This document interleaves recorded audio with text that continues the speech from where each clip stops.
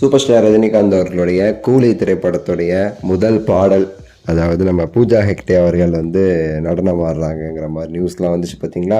So அதை பற்றியான கூடுதல் தகவலோடு தான் இந்த ஒரு வீடியோவில் நம்ம வந்து பேச போகிறோம். லைக் பண்ணி ஷேர் பண்ணி சப்ஸ்கிரைப் பண்ணுங்கள்.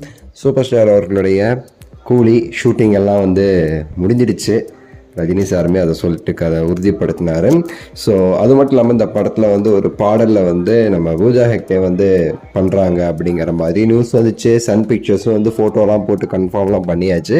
கூடிய சீக்கிரத்தில் வந்து ரிலீஸ் ஆகவும் போகுது அந்த பாட்டுன்னு நம்ம சொல்லலாம். அது இந்த படத்துடைய முதல் சிங்கிளாக இருக்க வாய்ப்பு இருக்குது அப்படிங்கிறதும் முக்கியமான தகவலே.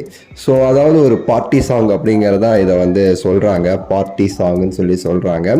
சிங்காரின்னு சொல்லிட்டு ஒரு டைட்டில், இன்னும் நிறைய டைட்டில் இருக்குது இந்த பாட்டுக்கு. இந்த பாட்டாக இருக்குமா அந்த பாட்டாக இருக்குமான்னு சொல்லிட்டு தலைவனே அந்த மாதிரிலாம் சில டைட்டில்லாம் வந்து ஓடிக்கிட்டு இருக்குன்னு சொல்லலாம். இன்னும் டைட்டில் வந்து கன்ஃபார்ம் பண்ணாங்களான்னு தெரில. இதெல்லாம் டைட்டிலாக இருக்கும் அப்படின்னு சொல்லிட்டு நிறைய சோர்சஸ் கிட்டேருந்து நமக்கு தகவல் வந்துக்கிட்டு இருக்கு, இந்த பாடலுடைய ஆரம்பம் அந்த மாதிரி. ஸோ இந்த ஒரு பாட்டை பொறுத்த வரைக்கும் பார்த்தீங்கன்னா ஒரு பார்ட்டி சாங் அப்படிங்கிற மாதிரி சொல்லப்படுது. இதில் வந்து ரஜினிகாந்த் அவர்களும் இருப்பாருங்கிற மாதிரியும் சொல்கிறாங்க.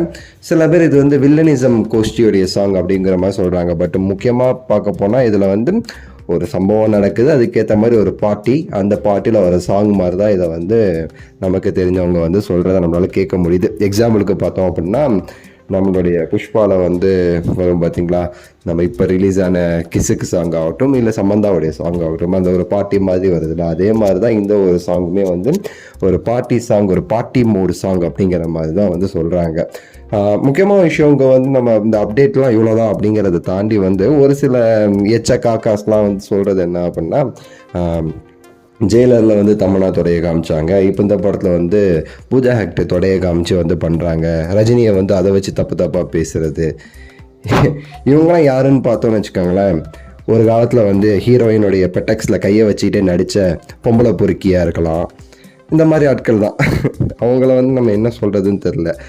அதுவும் இல்லாமல் ரீசெண்டாக 23 வயசு, தன்னோட 23 வயசு சின்ன பொண்ணான ஒரு பொண்ணை வந்து ஹீரோயினாக போட்டு லிப் கிஸ் அடித்த அந்த பொம்பளை பொறுக்கி ஹீரோவாக இருக்கலாம். அவங்களுடைய ஃபேன்ஸ் இதெல்லாம் வந்து பேசுகிறத நம்மளால் வந்து கேட்க முடியுது. இவங்களுக்கு நம்ம எதுவும் சொல்ல தேவையில்லை, அவ்வளோதான். இவங்களாம் சொல்லியாச்சு, எச்சைங்க விட்டுட்டு போய்கிட்டே இருக்க வேண்டியது. காக்கா அதை புத்தி கத்த தான் செய்யும்னு சொல்லிட்டு உங்களோட கருத்தை சொல்லுங்கள். லைக் பண்ணுங்கள், ஷேர் பண்ணுங்கள், சப்ஸ்கிரைப் பண்ணுங்கள். அடுத்த வீடியோவில் சந்திக்கின்றேன். நன்றி, வணக்கம், மகிழ்ச்சி.